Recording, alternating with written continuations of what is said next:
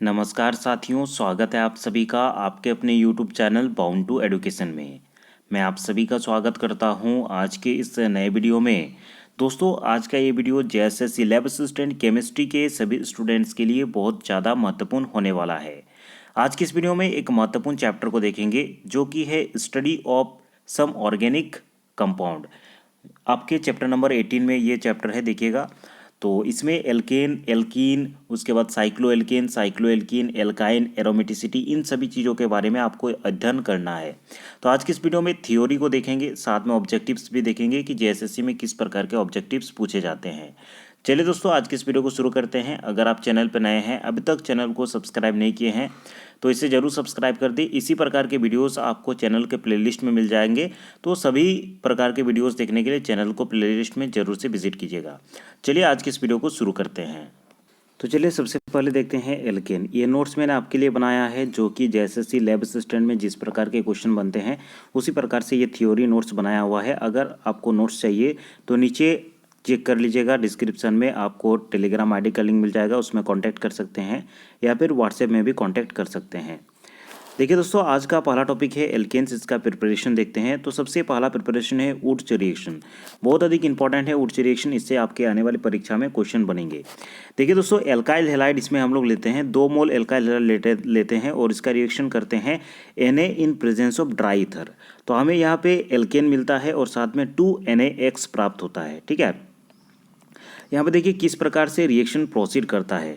2 मोल RX लेते हैं alkyl halide. देखिए इस प्रकार से मैंने एक साइड में एक RX लिखा है, दूसरे साइड में एक RX लिख दिया है और बीच में 2Na लिख दिया है। ठीक है, तो यहाँ से देखिए XX हट जाता है, Na के साथ चला जाता है और RR मिल करके यहाँ पे एल्केन का फॉर्मेशन करता है।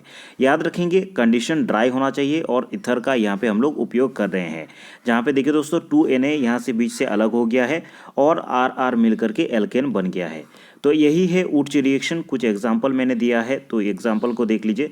जैसे कि आप सभी देख पा रहे होंगे, CH3Br इस साइड लिए हैं, इधर देखिए CH3Br यहाँ पे 1 मोल लिए हैं, यहाँ पे 1 मोल लिए हैं और बीच में देखिए Na का यूज़ कर रहे हैं। तो 2NaBr ये निकल जाएगा और CH3 मिल करके देखिए दोस्तों ये एल्केन फॉर्मेशन किया। ठीक है, तो इस प्रकार आप यहाँ पे एल्केन बना सकते हैं। एक चीज़ याद रखेंगे, it is used for the preparation of even number of alkene, अर्थात कि इवन नंबर ऑफ एल्केन बनाने के लिए ही इसका यूज़ किया जाता है। जैसे कि यहाँ पे देखिए 2 कार्बन एटम है, तो यहाँ पे देखिए इवन नंबर ऑफ एल्केन बन रहा है। ब्यूटेन, अर्थात कि यहाँ पे 4 कार्बन एटम है, तो इवन नंबर ऑफ एल्केन बन रहा है।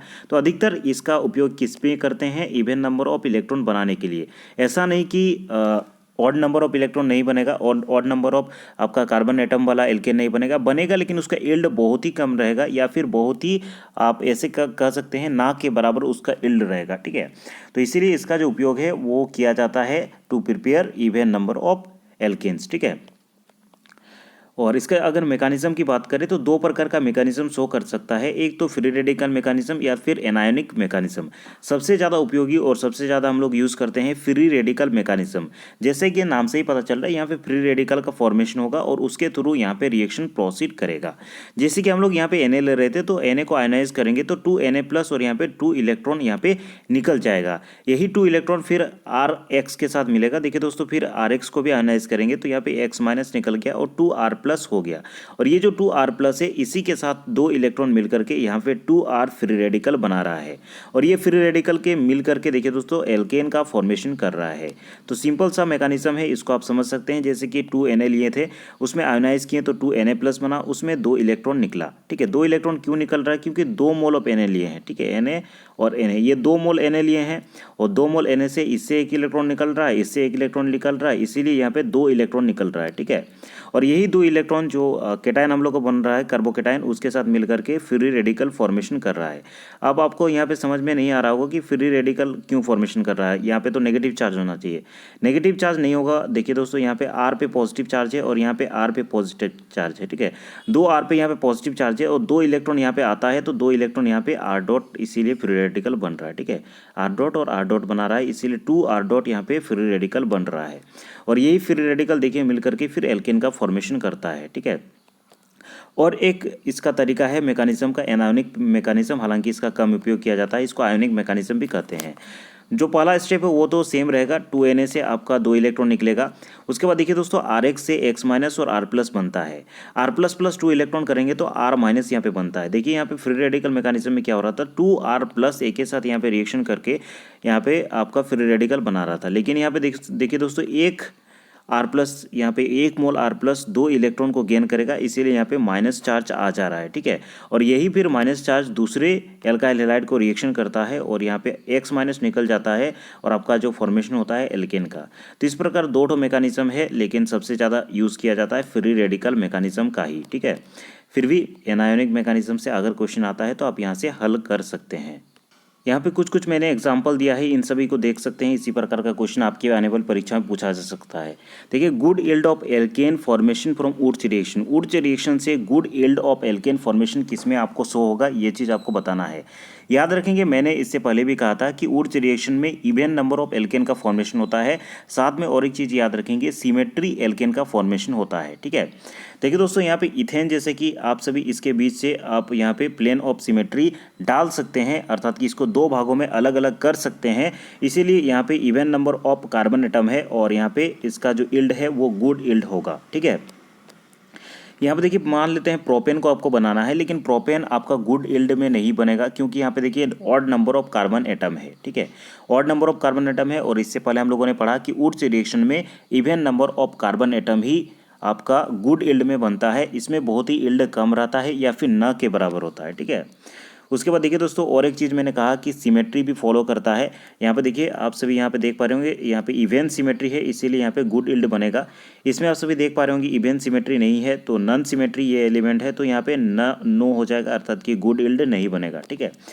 इसमें भी देखिए इवेन सिमेट्री नहीं दिख रहा आपको, कहीं से भी प्लेन ऑफ सिमेट्री यहाँ पे नहीं डाल सकते हैं, तो इसमें भी यील्ड जो है बहुत कम बनेगा। देखिए दोस्तों, इवेन सिमेट्री है तो इसमें यील्ड अच्छा बनेगा। ये इवेन अनसिमेट्री है, यहाँ पे भी आप नई सिमेट्री लाइन नहीं डाल सकते हैं, तो इसमें भी गुड यील्ड आपका फॉर्मेशन नहीं होगा, ठीक है। अब चलिए दूसरा प्रिपरेशन मेथड को देखते हैं, कॉल्बी रिएक्शन। ये सारे बहुत अधिक इंपॉर्टेंट है और स्पेशली आपके जो सिलेबस है उसमें दिया गया है ऊर्ज रिएक्शन, कॉल्बी रिएक्शन, कोरी हाउस रिएक्शन, ठीक है। ये तीन रिएक्शन बहुत ही ज़्यादा महत्वपूर्ण है और तीनों रिएक्शन से क्वेश्चन बनेंगे। पिछले साल 2022 में भी इन तीनों ही रिएक्शन से क्वेश्चन बने थे, ठीक है। देखिए दोस्तों, कॉल्बी रिएक्शन में आप सभी को जानना होगा, कॉल्बी इलेक्ट्रोलाइसिस प्रोसेस इसको कहा जाता है, ठीक है। कॉल्बी इलेक्ट्रोलाइसिस प्रोसेस, कॉल्बी इलेक्ट्रोलाइसिस, तो जैसे कि नाम से ही पता चल रहा है, कॉल्बी इलेक्ट्रोलाइसिस, अर्थात कि यहाँ पे इलेक्ट्रोलाइसिस के थ्रू हम लोग एल्केन का फॉर्मेशन कर रहे हैं। यहाँ पे सबसे ज़्यादा क्वेश्चन बनता है कि एनोड में क्या प्रोसेस चलेगा और कैथोड में आपका क्या प्रोसेस चलेगा। मेनली वही क्वेश्चन आपका पूछा जाता है, बार बार रिपीट किया जाता है और इस बार की परीक्षा में भी आपका रिपीट किया जाएगा कि कॉल्बी रिएक्शन में जो इलेक्ट्रोलाइसिस प्रोसेस होता है उसमें एनोड पे क्या होता है और कैथोड पे क्या होता है। ये चीज़ बहुत अधिक इंपॉर्टेंट है, इसी से क्वेश्चन बनता है। सबसे पहले जान लेते हैं इसका जो प्रोसेस है उसको जान लेते हैं, किस प्रकार से हम लोग प्रिपरेशन कर सकते हैं एल्केन का। देखिए दोस्तों, यहाँ पे Na और K सॉल्ट लेते हैं, Na या फिर K सॉल्ट लेंगे कार्बोक्सिलिक एसिड का। तो इसको बनाने के लिए NaOH स्ट्रॉन्ग बेस लेते हैं और वीक इलेक्ट्रोलाइटिक RCOOH लेते हैं, जो कि वीक इलेक्ट्रोलाइट होता है, ठीक है। इसका रिएक्शन करवाते हैं तो RCOONA स्ट्रॉन्ग इलेक्ट्रोलाइट बनता है। आप सभी पढ़े होंगे, अगर स्ट्रॉन्ग बेस और वीक इलेक्ट्रोलाइट का रिएक्शन करते हैं तो स्ट्रॉन्ग इलेक्ट्रोलाइट का फॉर्मेशन होता है। ये चीज़ आप लोगों ने 11th-12th में पढ़ रखा होगा। देखिए दोस्तों, NaOH के यहाँ पे रिएक्शन करवा रहे हैं RCOOH से और यहाँ पे हमारा बन रहा है RCOONA, अर्थात कि Na और K सॉल्ट ऑफ कार्बोक्सिलिक यहाँ पे बन रहा है। अगर K का यूज़ करते, KOH का यूज़ करते तो यहाँ पे RCOOK बनता, लेकिन यहाँ पे देखिए RCOONA बना है, स्ट्रॉन्ग इलेक्ट्रोलाइट है। इसी का जरूरत था हमें, इसी का इलेक्ट्रोलाइसिस अभी हमें करना है। देखिए दोस्तों, RCOONA 2 मोल ले लेंगे, क्योंकि आप सभी को पता होगा, देखिए यहाँ पे देखिए 2R आ रहा है, यहाँ पे देखने से पता चल रहा है यही 2R मिल करके आपका एल्केन का फॉर्मेशन करेगा। तो यहाँ पे 2RCOONA ले लेंगे, उसका इलेक्ट्रोलाइसिस करेंगे H2O के साथ। तो यहाँ पे देखिए 2CO2, यहाँ से 2CO2 अलग हो जाएगा, क्योंकि यहाँ पे 2 मोल लिए तो 2 CO2 अलग होगा। उसके बाद 2R मिला करके RR आपका एल्केन बन जाएगा और यहाँ पे देखिए H2O, यहाँ पे Na मिल करके NaOH बनेगा और 2 H2 यहाँ पे जो बचता है वो अलग हो जाएगा। इंपॉर्टेंट है। और बाय प्रोडक्ट को भी याद रखेंगे, बाय प्रोडक्ट के बारे में भी क्वेश्चन बन सकता है। देखिए दोस्तों, इसका सिंपल सा तरीका है याद रखने का। RCOONA जो Na या फिर के सॉल्ट ऑफ कार्बोक्सिलिक एसिड का माफ कीजिएगा इलेक्ट्रोलाइसिस करते हैं तो आपका फॉर्मेशन होता है एल्केन का। साइड प्रोडक्ट में क्या मिलता है, CO2 मिलता है, NaOH मिलता है और H2 गैस यहाँ पे निकलता है। ठीक है, इसका प्रोसेस देखिए। एनोड पे क्या होता है सबसे पहले याद रखेंगे। एनोड पे जैसे कि आप सभी देख पा रहे होंगे CH3COONA CH3COO माइनस और 2Na प्लस में ये टूटता है। तो ये प्रोसेस किस में होता है, ये प्रोसेस आपका एनोड होता है। एनोड अर्थात कि यहाँ पे ऑक्सीडेशन होता है, पॉजिटिव होता है। ठीक है, CH3COO माइनस से देखिए 2 इलेक्ट्रॉन निकल रहा है। आप सभी को पता होगा ऑक्सीडेशन अर्थात होता है लूज ऑफ इलेक्ट्रॉन को हम लोग ऑक्सीडेशन कहते हैं। तो यहाँ से देखिए दोस्तों ऑक्सीडेशन हो रहा है क्योंकि यहाँ पे लूज ऑफ इलेक्ट्रॉन हो रहा है। और ये प्रोसेस हम लोग का कहाँ होता है, एनोड पे होता है अर्थात कि पॉजिटिव चार्ज पे होता है। तो इस चीज़ को याद रखेंगे, आपका क्वेश्चन में डायरेक्टली पूछा जा सकता है। पिछले वर्ष में भी पूछा गया था कि कोल्बी इलेक्ट्रोलाइसिस प्रोसेस में आपका एनोड पे क्या होता है, तो ऑक्सीडेशन होता है, CH3COONA का ऑक्सीडेशन होता है। ठीक है, अर्थात कि इलेक्ट्रॉन यहाँ से निकलता है। देखिए दोस्तों उसके बाद कैथोड पे याद रखेंगे, कैथोड पे आपका H प्लस यहाँ से H2 गैस निकलता है। ठीक है, 2H से यहाँ से अलग होकर के H2 गैस निकलता है। अर्थात कि यहाँ पे देखिए जो H प्लस हम लोग का बनता है रिएक्शन में, ये जो 2 इलेक्ट्रॉन COO से 2 इलेक्ट्रॉन निकलता है, उसी 2 इलेक्ट्रॉन को गेन करके यहाँ पे H2 गैस देता है। तो ये प्रोसेस होता है कैथोड में, अर्थात कि कैथोड में रिडक्शन होता है, क्योंकि आप सभी ने रिडक्शन पढ़ रखा होगा, gain of electron is called reduction. तो कैथोड पे क्या होता है, रिडक्शन होता है, एनोड पे क्या होता है, ऑक्सीडेशन होता है। यही दो चीज़ें हैं जो कि इंपॉर्टेंट है, इस रिएक्शन से संबंधित याद रखेंगे। अब देखिए देखते हैं Corey House reaction. Corey House reaction बहुत अधिक इंपॉर्टेंट है क्योंकि ऑर्गेनोमेटलिक कंपाउंड का इसमें उपयोग करते हैं हम लोग। और ऑर्गेनोमेटलिक कंपाउंड में क्या, गिलमेंस रिएजेंट का उपयोग करते हैं। आपके क्वेश्चन में आएगा कि ऐसा कौन सा रिएक्शन है method of preparation of alkene का जिसमें गिलमेंस रिएजेंट का उपयोग करते हैं। तो याद रखेंगे क्यूरी हाउस रिएक्शन में हम लोग गिलमेंस रिएजेंट का उपयोग करते हैं।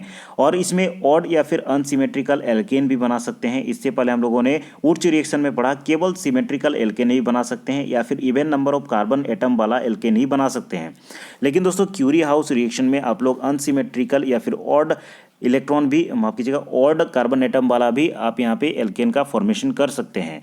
और याद रखें कि क्यूरी हाउस रिएक्शन में ऑर्गेनोमेटलिक कंपाउंड का उपयोग करते हैं। क्या ऑर्गेनोमेटलिक कंपाउंड का यूज करते हैं, गिलमेंस रिएजेंट, अर्थात कि यहाँ पे R2CuLi, इसी को कहा जाता है गिलमेंस रिएजेंट। और इसी का उपयोग आप लोग क्यूरी हाउस रिएक्शन में करते हैं। ठीक है, चलिए नीचे देखते हैं किस प्रकार से आपको ये जो गिलमेंस रिएजेंट है इसको बनाना है। गिलमेंस रिएजेंट को कहा जाता है डाई एल्काइल लिथियम क्यूप्रेट। यहाँ पे देखिए डाई एल्काइल 2 एल्काइल ग्रुप लगा हुआ है, Cu लगा हुआ है और Li लगा हुआ है। तो डाई एल्काइल 2 एल्काइल के लिए डाई एल्काइल हो गया, लिथियम के लिए लिथियम और क्यूप्रेट लगा हुआ है यहाँ पे क्यूप्रेट। ठीक है, तो डाई एल्काइल लिथियम क्यूप्रेट R2CuLi, इसका फॉर्मेशन कैसे होता है। ठीक है, इसको अगर आप याद रखेंगे तो फॉर्मेशन याद नहीं रखेंगे तो भी चलेगा।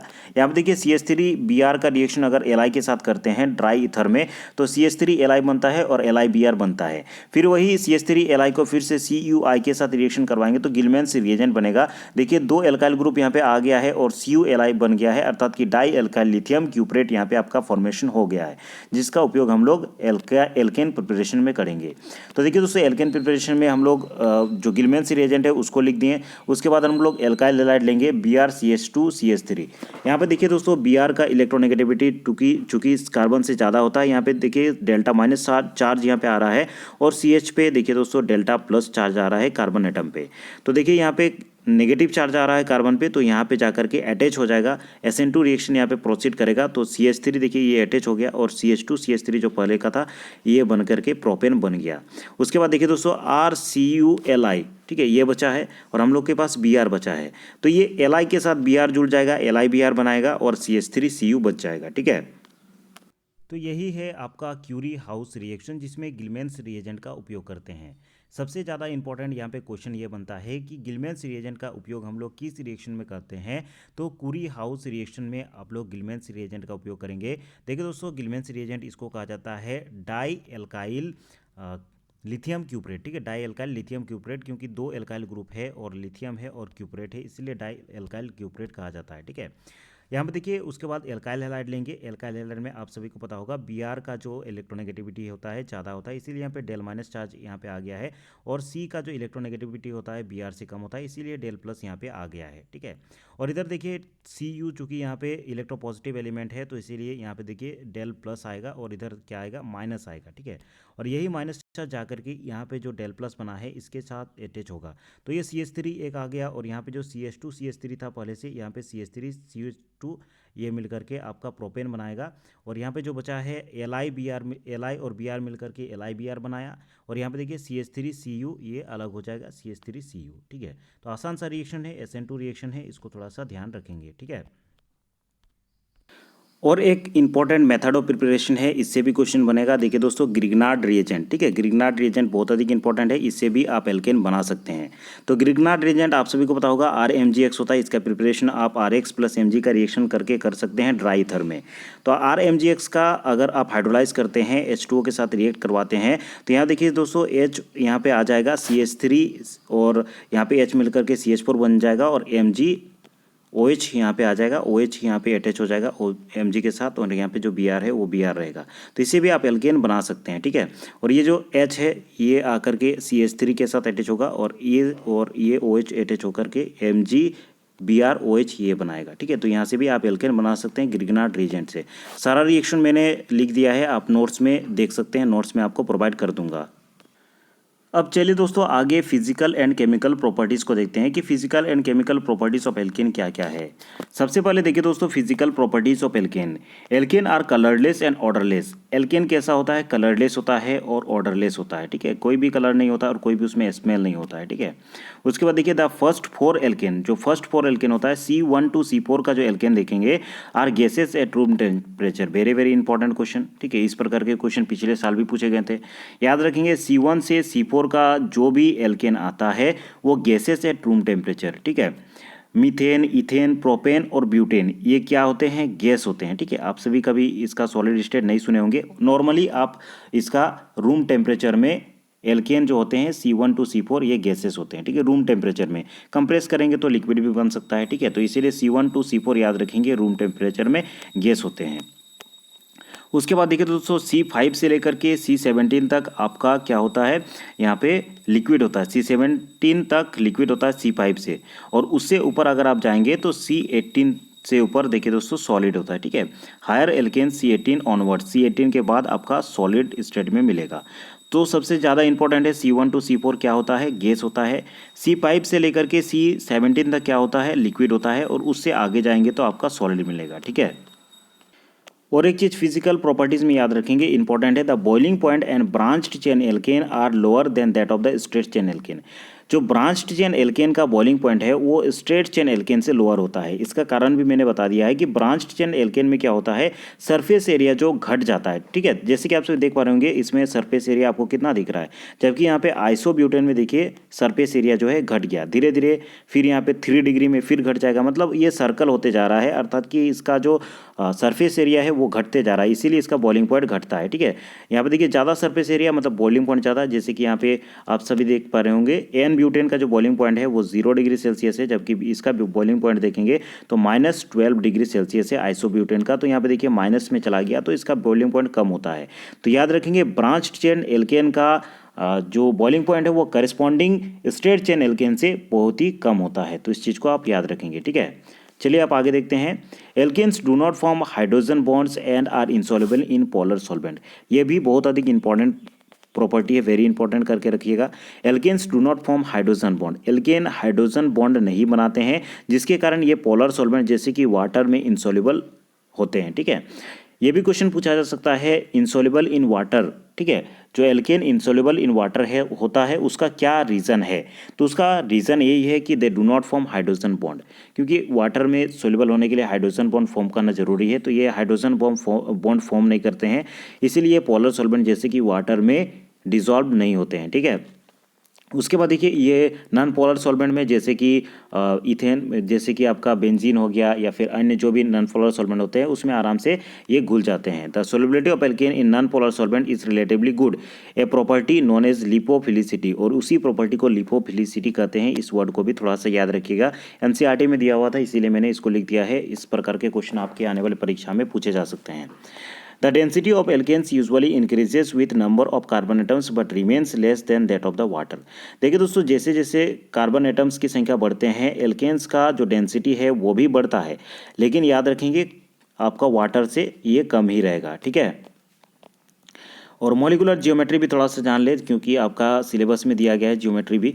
तो CH4 का अगर आप हाइब्रिडाइजेशन निकालेंगे तो C देखिए ये 4 बॉन्ड लगा हुआ है, इसमें कोई भी लोन पेयर नहीं है, तो इसका जो हाइब्रिडाइजेशन होगा sp3 हाइब्रिडाइजेशन होता है इसका। इस प्रकार से आप इलेक्ट्रॉनिक कन्फिग्रेशन कर सकते हैं, मैंने बता दिया है sp3 हाइब्रिडाइजेशन होता है, इसलिए इसका शेप जो है टेट्राहेड्रल होता है। मेन इंपॉर्टेंट है बॉन्ड एंगल, यहाँ पे बॉन्ड एंगल कितना तो होता है देखिए दोस्तों 109 डिग्री 47 मिनट, ये आपका बॉन्ड एंगल होता है, बहुत अधिक इंपॉर्टेंट है और इसी से क्वेश्चन बनेगा, ठीक है। अगर जियोमेट्री और शेप से क्वेश्चन पूछा गया टेट्राहेड्रल तो आप सभी को पता होगा, और बॉन्ड एंगल भी याद रखेंगे 109 डिग्री 47 मिनट, ठीक है। अब चलिए आगे बढ़ते हैं और केमिकल प्रॉपर्टीज़ को देखते हैं। एल्केन शो लो केमिकल प्रॉपर्टीज़, लो केमिकल प्रॉपर्टीज शो करता है, मतलब बहुत कम ये रिएक्शन शो करता है, लेकिन कुछ कुछ ऐसे रिएक्शन है जो कि आपके सिलेबस में है और आपको पढ़ना है, ठीक है। यहाँ पे देखिए नो पाई बॉन्ड, यहाँ पे किसी भी प्रकार का पाई बॉन्ड नहीं है। आप सभी को पता होगा पाई बॉन्ड जो होते हैं वीक होते हैं, आराम से टूट जाते हैं, क्योंकि उसके पास इलेक्ट्रॉन होते हैं और तुरंत से कोई भी इलेक्ट्रोपॉजिटिव उस पर अटैक कर सकता है। लेकिन इनके पास देखिए दोस्तों पाई बॉन्ड नहीं होता है, all bonds are non polar, और सभी बॉन्ड के हैं नॉन पोलर है, जिसके कारण भी ये कम रिएक्टिविटी शो करते हैं। लेकिन फिर भी देखिए यहाँ पे सैचुरेटेड हाइड्रोकार्बन जो होते हैं सब्स्टिट्यूशन रिएक्शन शो करते हैं। कुछ कुछ रिएक्शन जैसे कि यहाँ पे सब्स्टिट्यूशन रिएक्शन दिया गया है, free radical substitution reaction show किया जाता है, या फिर हेलोजेनेशन शो किया जाता है, नाइट्रेशन, सल्फोनेशन, ये सब आपका एल्केन शो करता है, ठीक है। चलिए एक एक करके देखते हैं। देखिए दोस्तों पहला है हेलोजेनेशन। CH4 आपका CH एक्सेस से अगर रिएक्ट करेगा तो इस प्रकार आपका रिएक्शन कंडीशन याद रखेंगे। HNU सनलाइट के प्रेजेंस में ये रिएक्शन करता है, तो यहाँ पे क्लोरोफॉर्म देखिए CH3Cl बनाता है, और एक्सेस में फिर आप Cl का रिएक्शन करवा रहे हैं तो CH2Cl और एक H हट गया, और फिर से यहाँ पे Cl देंगे तो यहाँ पे देखिए दोस्तों और एक H हट गया तो CHCl3 होगा, और यहाँ पे देखिए फाइनली CCl4 आपको मिलेगा, ठीक है। और इसका जो मैकेनिज्म होता है ये फ्री रेडिकल मैकेनिज्म होता है, फ्री रेडिकल सब्स्टिट्यूशन रिएक्शन होता है। सबसे पहले चेन रिएक्शन होता है, और HNU जब भी लेते हैं अर्थात कि लाइट के प्रेजेंट में जब भी रिएक्शन करवाते हैं तो फ्री रेडिकल रिएक्शन ही शो करता है। सबसे पहले जो हम लोग का Cl2 है ये Cl में टूट जाएगा, Cl फ्री रेडिकल बना रहा है, और इधर देखिए दोस्तों Cl फ्री रेडिकल बना रहा है। उसके बाद सेकेंड स्टेप में चेन प्रोपोगेशन होगा, जो हम लोगों ने मीथेन लिया है उसका देखिए Cl फ्री रेडिकल के साथ रिएक्शन होकर के HCl बन गया, H और Cl मिलकर के HCl बन गया, और यहाँ पे CH3 फ्री रेडिकल बना, ठीक है। फिर देखिए दोस्तों चेन टर्मिनेशन होता है, CH3 मिलकर के आपका CH3 फिर से एल्केन बना सकता है, या फिर Cl मिलकर के Cl2 बना सकता है, या फिर CH3 और Cl मिलकर के CH3Cl बना सकता है। तो ये तीनों पॉसिबिलिटीज हो सकता है चेन टर्मिनेशन स्टेप में, ठीक है। और इससे संबंधित कुछ कुछ प्रॉब्लम्स मैंने लिख दिए हैं, तो ये नोट्स में प्रोवाइड कर दूंगा, आप देख सकते हैं। उसके बाद देखिए दोस्तों नाइट्रेशन, जैसे कि नाम से ही पता चल रहा है नाइट्रेशन मतलब एल्केन में आपको नाइट्रो ग्रुप ऐड करना है। तो एल्केन्स का अगर हम लोग रिएक्शन करवाते हैं कंसनट्रेटेड HNO3 हाई टेम्परेचर लेते हैं 400 से 500 डिग्री सेल्सियस में, तो यहाँ पे आपको नाइट्रो एल्केन प्राप्त होता है। एल्केन्स में याद रखेंगे नाइट्रो ग्रुप अटैच करने के लिए हम लोग कंसनट्रेटेड HNO3 का उपयोग करते हैं। रिएक्शन कंडीशन याद रखेंगे, बहुत बार पूछा जाता है। यहाँ पे जो टेम्परेचर लेंगे हाई टेम्परेचर लेंगे, 400 से 500 डिग्री टेम्परेचर होगा तभी ये रिएक्शन प्रोसीड करेगा। देखिए दोस्तों RX हम लोग ले लिए हैं जो कि है एल्केन, और यहाँ पे NO2 NO3 जो HNO3 लिए हैं इसको अलग अलग कर दिए हैं, NO2 इधर लिख दिए हैं और OH यहाँ पे लिख दिए हैं। तो यहाँ पे देखिए H2O यहाँ से एलिमिनेट हो जाएगा, H2O यहाँ से निकल जाएगा, और RNO2 आपका जो नाइट्रो एल्केन है ये फॉर्मेशन होगा RNO2, ठीक है। उसी का मैंने यहाँ पे एग्जांपल दिया है, और यहाँ पे जो प्रोसीड होगा ये भी फ्री रेडिकल मैकेनिज्म के थ्रू ही प्रोसीड होगा। तो यहाँ पे दे दिए हैं जैसे कि NO2 किस प्रकार से फ्री रेडिकल बन रहा है, जैसे कि NO2 और H2O OH अलग अलग कर दिए हैं। ये HNO3 जो कि नाइट्रिक एसिड हम लोगों ने लिया था यही है HNO3, तो यहाँ पे से OH फ्री रेडिकल बन रहा है, NO2 फ्री रेडिकल बन रहा है। फिर यहाँ पे जो हम लोग एल्केन लिए हैं वो देखिए CH3 फ्री रेडिकल यहाँ पे बना रहा है, क्योंकि यहाँ पे H2O निकल जा रहा है। उसके बाद CH3 और NO2 फ्री रेडिकल मिल करके CH3 NO2 ये चेन टर्मिनेशन स्टेप शो कर रहा है, ठीक है। तो इस प्रकार से आप बना सकते हैं, नाइट्रो ग्रुप ऐड कर सकते हैं एल्केन में, इसी को कहा जाता है नाइट्रेशन, ठीक है।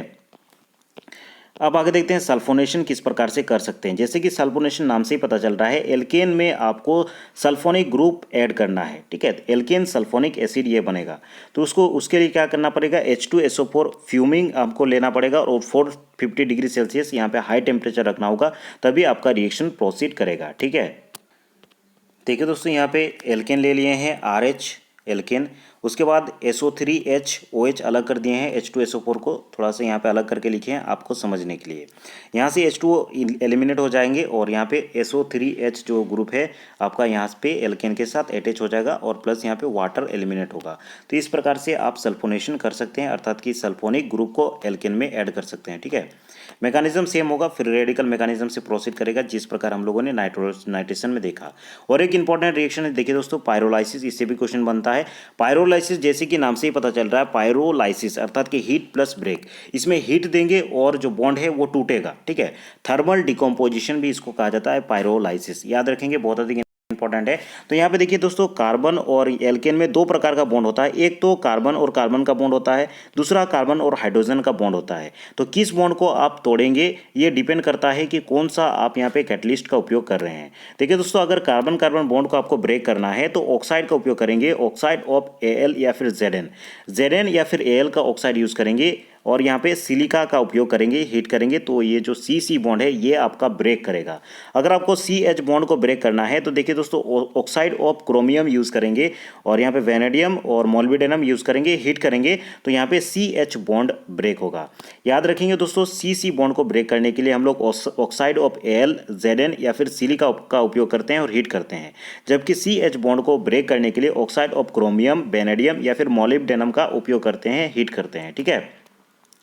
जैसे कि यहाँ पे एग्जांपल मैंने बता दिया है, CH3 CH2 CH2 CH3 ले लिए हैं और Al2O3 यहाँ पे ले रहे हैं, अर्थात कि CC बॉन्ड को ब्रेक कर रहे हैं, 500 डिग्री सेल्सियस यहाँ पे ले लिए हैं temperature. CH2 CH double bond CH2 हो जाएगा और CH4 यहाँ पे अलग हो जाएगा, ठीक है। तो यहाँ पे देख पा रहे होंगे, यहाँ का जो बैंड है वो बॉन्ड है ये ब्रेक हो गया और CH4 यहाँ से अलग हो गया, ठीक है। उसी प्रकार देखिए CC बॉन्ड किस प्रकार से यहाँ पे तोड़ा जाता है, तो यहाँ पे दिखाया गया है, यहाँ पे CC बॉन्ड को तोड़ करके यहाँ पे एल्कीन बन गया है, ठीक है। उसके बाद एक रिएक्शन आता है एरोमेटाइजेशन, अर्थात कि जो लॉन्ग चेन हम लोग का एल्केन है उसको हम लोग एरोमेटाइजेशन अर्थात कि एरोमेटिक कंपाउंड में किस प्रकार से बदलते हैं, ठीक है। एक प्रकार से कर सकते हैं एरोमेटाइजेशन नहीं, एक प्रकार से साइक्लिक रिएक्शन कर सकते हैं, साइक्लिक, ठीक है। साइक्लिक कंपाउंड किस प्रकार से बनाएंगे ये चीज़ रिएक्शन होता है, ठीक है। एल्केन देखिए दोस्तों, alkane with 6 to 10 carbon atom को हम लोग अगर Cr2O3 या फिर Al2O3 और हाई टेम्परेचर देंगे 600 डिग्री सेल्सियस और साथ में याद रखेंगे हाई प्रेशर 15 एटमॉस्फेयर का यहाँ पे प्रेशर देना होगा, तभी आपका यहाँ पे साइक्लिक कंपाउंड बन पाएगा, ठीक है। देखिए दोस्तों, जैसे कि हम लोग N हेक्सेन लिए हैं, इसका रिएक्शन करवा रहे हैं Cr2O3 या फिर Al2O3 और यहाँ पे टेम्परेचर दे रहे हैं 600 डिग्री सेल्सियस और प्रेशर दे रहे हैं हाई प्रेशर 15 एटमॉस्फेयर का। तो यहाँ पे देखिए साइक्लिक कंपाउंड में ये बदल गया, ठीक है। और ये साइक्लिक कंपाउंड का अगर हम लोग रिडक्शन करते हैं तब जाके ये एरोमेटिक कंपाउंड में चेंज होता है, अर्थात कि एरोमेटाइजेशन होता है, ठीक है। तो सबसे पहला प्रोसेस है आपको साइक्लिक कंपाउंड में चेंज करना, उसके बाद आपका उसको ये कर देंगे, आप अगर हाइड्रोजनेशन करते हैं या फिर रिडक्शन करते हैं उसका, तो आपको यहाँ पे जो प्रोडक्ट मिलेगा वो हो जाएगा एरोमेटिक कंपाउंड या फिर बेंजीन, ठीक है। उसी प्रकार देखिए मिथाइल बेंजीन या फिर टॉल्यूइन इस प्रकार से बना सकते हैं, ये मैंने रिएक्शन लिख दिया है। अब देखिए आइसोमेराइजेशन किस प्रकार से कर सकते हैं। आइसोमेराइजेशन अर्थात कि जैसे कि एन ब्यूटेन दिया गया है, एन ब्यूटेन को आपको आइसो ब्यूटेन में चेंज करना है, तो किस प्रकार से आप चेंज कर सकते हैं, उसी रिएक्शन को हम लोग आइसोमेराइजेशन रिएक्शन कहते हैं। तो यहाँ पे हम लोग एनहाइड्रस AlCl3 लेंगे और कंसनट्रेटेड HCl यहाँ पे लेंगे, रिएक्शन कंडीशन 200 डिग्री सेल्सियस यहाँ पे टेम्परेचर रखना होगा, तब आपका एन ब्यूटेन जो है ये आइसो ब्यूटेन में चेंज होगा, जैसे कि आप सभी देख पा रहे होंगे। और एरोमेटाइजेशन जिसका इसका अगर आप देखेंगे मॉलिक्यूलर फॉर्मूला जो है वो सेम है, लेकिन स्ट्रक्चर देखिए इसका अलग अलग हो गया, ये लॉन्ग चेन है जबकि ये देखिए ब्रांच चेन हो गया, ठीक है। तो ये आइसोमेराइजेशन होता है इसका, तो याद रखेंगे आइसोमेराइजेशन का प्रोसेस होता है एनहाइड्रस AlCl3 लेंगे, कंसनट्रेटेड HCl लेंगे और 200 डिग्री सेल्सियस पर इसको हीट करेंगे, ठीक है। तो यहाँ पे आइसोब्यूटेन बनेगा। अब चलिए आगे बढ़ते हैं और साइक्लोएल्केन को देखते हैं। देखिए दोस्तों, नेक्स्ट चैप्टर हम लोग का है साइक्लोएल्केन, ठीक है। ये जो चैप्टर है बहुत बड़ा है, साइक्लोएल्केन फिर एल्कीन साइक्लोएल्केन बहुत बड़ा है, ठीक है। एक एक पार्ट में करेंगे, देखते हैं आज के इस वीडियो में कितना हो सकता है, ठीक है। देखिए दोस्तों, व्हाट आर साइक्लोएल्केन, साइक्लोएल्केन किसको कहा जाता है। साइक्लोएल्केन्स आर ऑल्सो कॉल्ड साइक्लोपैराफिन्स, ठीक है। याद रखेंगे साइक्लो एल्केन्स को ही साइक्लोपैराफिन्स भी कहा जाता है। दे आर एलिसाइक्लिक कंपाउंड, अर्थात कि उसमें एलिफेटिक और साइक्लिक कंपाउंड का प्रॉपर्टीज होता है। And their properties are similar to that of the alkane, alkane के जैसे ही उसका प्रॉपर्टीज होता है। यहाँ पे और एक चीज़ याद रखेंगे, साइक्लो एल्केन जो होता है ये आपका रिसेंबल होते हैं या फिर आइसोमर होते हैं माफ कीजिएगा एल्कीन के साथ, क्योंकि इनका जो मॉलिक्यूलर फॉर्मूला होता है, molecular formula to that of the corresponding cyclo alkene, माफ कीजिएगा एल्कीन, जो साइक्लो एल्केन का मॉलिक्यूलर फॉर्मूला होता है वो एल्केन के रिसेंबल होता है, ठीक है। और इसका जनरल फॉर्मूला क्या होता है, CnH2n होता है, जो कि एल्कीन का आपका जनरल फॉर्मूला भी सेम होता है। अर्थात कि साइक्लो एल्केन और एल्कीन का जनरल फॉर्मूला सेम होता है। क्या होता है, CnH2n, देखिए ऊपर में लिखा हुआ है CnH2n होता है। साइक्लो एल्केन आइसोमर होते हैं किसके साथ, एल्कीन के साथ। कौन सा आइसोमर होते हैं, फंक्शनल आइसोमर होते हैं। यहाँ पे देखिए दोस्तों एग्जांपल मैंने दिखा दिया है, थोड़ा सा जूम करके मैं दिखा देता हूँ। देखिए यहाँ पे देखिए ब्यूट-टू-इन क्या है, ये एल्कीन है, उसी का देखिए यहाँ पे एक लास्ट में यहाँ पे डबल बॉन्ड लिया गया है, इसमें बीच में डबल बॉन्ड लिया गया है, ब्यूट-टू-इन है। और यहाँ पे देखिए दोस्तों साइक्लोब्यूटेन है। अगर दोनों का स्ट्रक्चर की बात करें तो दोनों का स्ट्रक्चर आपको C4H8 देखने को मिलेगा। ध्यानपूर्वक आप सभी देखिए C4H8, यहाँ पे साइक्लो एल्केन का फॉर्मूला भी C4H8 होगा और यहाँ जो एल्कीन है इसका फॉर्मूला भी C4H8 होगा, ठीक है। अर्थात कि दोनों का मॉलिक्यूलर फॉर्मूला जो है ये बराबर है, दोनों का मॉलिक्यूलर फॉर्मूला क्या है, बराबर है, इसीलिए दोनों आपस में आइसोमर होते हैं। और दोनों का दोस्तों मॉलिक्यूलर फॉर्मूला याद रखेंगे CnH2n होता है। देखिए C4 है और H क्या है, 8 है, मतलब 4 से डबल है, मतलब 2n है, ठीक है। तो इसे याद रखेंगे, बहुत अधिक इंपॉर्टेंट है। Cyclo alkane are isomer, functional isomer with alkenes, ठीक है, क्योंकि उनका फॉर्मूला जो है बराबर होता है। अब चलिए देखते हैं नोमेनक्लेचर किस प्रकार से कर सकते हैं। देखिए दोस्तों नोमेनक्लेचर जो करेंगे, सिंपल जो एल्केन होता है साइक्लो एल्केन, उनको आप जितना यहाँ पे कार्बन एटम होता है उसके हिसाब से नोमेनक्लेचर कर सकते हैं। जैसे ये साइक्लो और 3 कार्बन एटम है तो उसके लिए प्रोपेन यूज़ करते हैं, तो साइक्लो प्रोपेन हो गया। यहाँ पे 4 कार्बन एटम है, देख पा रहे होंगे, तो यहाँ पे साइक्लो ब्यूटेन हो गया। साइक्लो पेंटेन देखिए दोस्तों, यहाँ पे 5 कार्बन एटम आप सभी को देख पा रहा होगा, और साइक्लिक चेन है तो साइक्लिक चेन हो गया, उसके लिए साइक्लो, और पेंटेन के लिए 5 कार्बन एटम है तो उसके लिए पेंटेन, ठीक है। उसी प्रकार साइक्लो हेक्सेन यहाँ पे देख पा रहे होंगे 6 कार्बन है। उसके बाद उसके जो डेरिवेटिव है उसको आप सब्स्टिट्यूटेड साइक्लो एल्केन का इस प्रकार से कर सकते हैं। जैसे कि सब्स्टिट्यूटेड एक डबल बॉन्ड आ गया तो ऑब्वियस बात है एल्कीन हो जाता है, वो साइक्लो एल्कीन हो जाता है, ठीक है। जैसे कि 3 नंबर पर यहाँ पे देख पा रहे होंगे, 3 नंबर पर आपका डबल बॉन्ड है, इसीलिए 3 इथाइल साइक्लोपेंटीन, ये चीज़ हो जाएगा आपका, ठीक है। 1,3 साइक्लोपेंटाडाइन, इस प्रकार से नोमेनक्लेचर कर सकते हैं। हालांकि नोमेनक्लेचर से क्वेश्चन बहुत ही कम पूछा जाता है, 1-2 क्वेश्चन आ सकता है क्योंकि सिलेबस में दिया गया है, ठीक है। और इस प्रकार के स्ट्रक्चर को क्यूबेन कहा जाता है। डायमंड का स्ट्रक्चर इस प्रकार से होता है। ये सब कुछ एग्जांपल दिए गए हैं, इन सभी को आप देख सकते हैं। अब चलिए देखते हैं दोस्तों प्रिपरेशन आप किस प्रकार से कर सकते हैं साइक्लो एल्केन का। तो देखिए पहला प्रिपरेशन है फ्रॉम डाई हेलोजेन कंपाउंड। इससे पहले हम लोगों ने उच्च रिएक्शन में प्रिपरेशन ऑफ एल्केन में पढ़ा था, केवल सिंगल मोनो हेलोजेन कंपाउंड का ले रहे थे, Na ईथर के साथ रिएक्ट करके हम लोग एल्केन बना रहे थे। लेकिन यहाँ पे चूंकि आपको साइक्लो एल्केन बनाना है इसीलिए डाई हेलोजेन कंपाउंड लेंगे। इसको उच्च रिएक्शन मत कहिएगा, यहाँ पे मैंने एक एग्जाम्पल दिया रिलेट करने के लिए कि हम लोगों ने एल्केन का प्रिपरेशन में उच्च रिएक्शन में पढ़ा, ठीक है। देखिए दोस्तों इसका प्रिपरेशन करने के लिए 1,3 डाइब्रोमो प्रोपेन ले लेंगे। आप सभी को दिख रहा होगा यहाँ पे 2 ब्रोमीन है इसीलिए डाइब्रोमो, और 1 और 3 पोजीशन पे है तो 1,3 डाइब्रोमो प्रोपेन, यहाँ पे 3 कार्बन एटम है तो प्रोपेन है, ठीक है।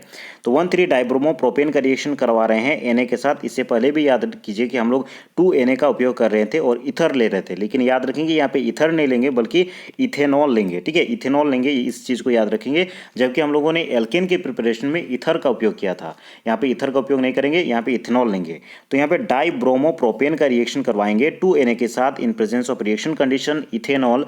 तो हम लोग को यहाँ पे साइक्लोप्रोपेन का फॉर्मेशन होगा और 2Na यहाँ पे अलग हो जाएगा। यहाँ पे 2Na लिए थे और Br 2 था, इसीलिए 2Na यहाँ पे अलग हो गया और यहाँ पे साइक्लिक कंपाउंड का फॉर्मेशन होता है जिसको कहते हैं साइक्लोप्रोपेन। तो इस चीज़ को याद रखेंगे, बहुत अधिक इंपॉर्टेंट ये रिएक्शन है।